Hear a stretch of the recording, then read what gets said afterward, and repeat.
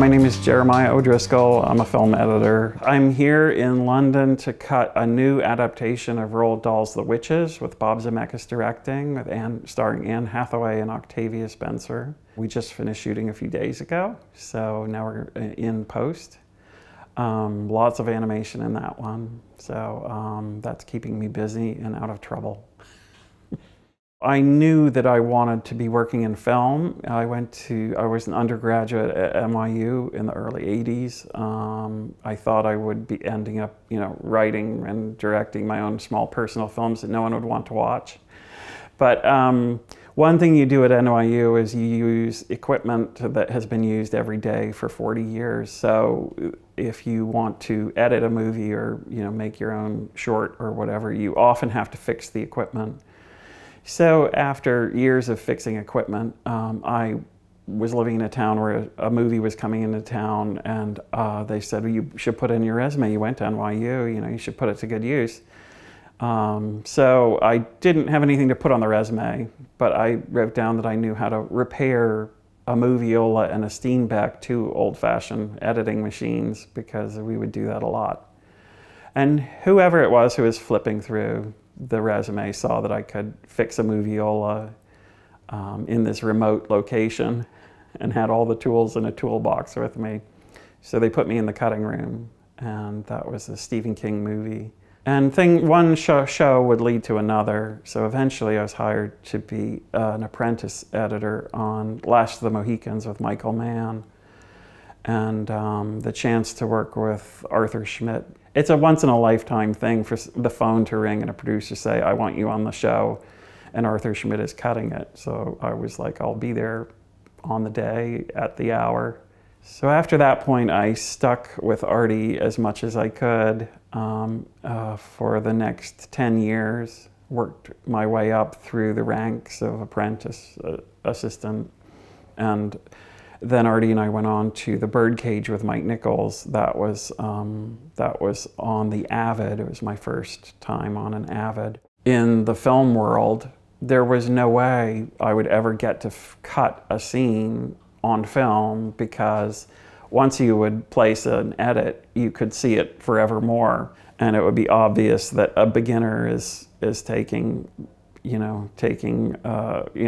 trying out their craft.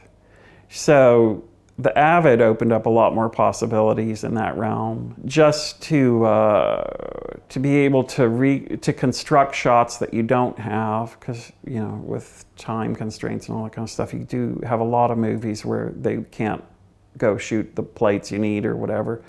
So you just simply create them in the Avid. As to whether you do that from previously existing material or whatever, Yeah, I couldn't do half the stuff I do without it. When we did Polar Express, there was no film and there was no camera. Well, there were cameras. There were, 29 different infrared cameras and reference cameras on the actors, and the sets were very minimal. Mainly made of chicken wire. And so what you were getting at the end of the day was a bunch of three-dimensional files moving in space. A month later, once that would all be put into the computer and tracked and put into a very rough version of the character, then you could start to actually place a camera in the three-dimensional space in the computer. So we were making it up as we went along, and again, it was, for the first couple of weeks, it was a lot of migraine headaches. Somehow we survived. The script to Polar Express was extremely long originally, and we knew that we could only afford 92 minutes when it was done. That was based on what was then common, which was an animated movie would cost $1 million a minute of screen time. So we had to get a thing that was almost 2 hours down into 92 minutes. And we did eventually accomplish that. The other thing was, at the very beginning of Polar Express, they went to the animators and they said, how long would it take for you to storyboard this and make your own make your own Leica reel, or I guess what we call an animatic now, but a rougher form of the animatic, and they said it will take 2 years. Steve Starkey called and he said, I'm thinking you guys can, with the power of what you can do on the Avid, you can do this much faster than 2 years. And I said, well, yeah, absolutely. Then we're taking storyboards and cutting them into bits and pieces and scanning them and moving one background plate, you know, and you have a very roughly animated version of the movie. But you couldn't make these movies without an Avid, really. People expect more of you these days. They expect for you to temp the thing with music. They expect for you to put backgrounds in, do sound effects, do it all basically in the cutting room, whether that's you doing it as the editor or your assistants are doing it for you or whatever. So we can take that quite far and get rather polished, you know, just in the space of working on the Avid, which is fantastic. My advice to anyone who's interested in becoming an editor or being involved in the cutting room is to study movies that you love and see how they're put together. That's for certain.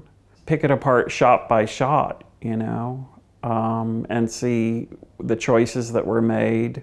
Attention to detail, love of movies, love of cutting movies down to shape and form.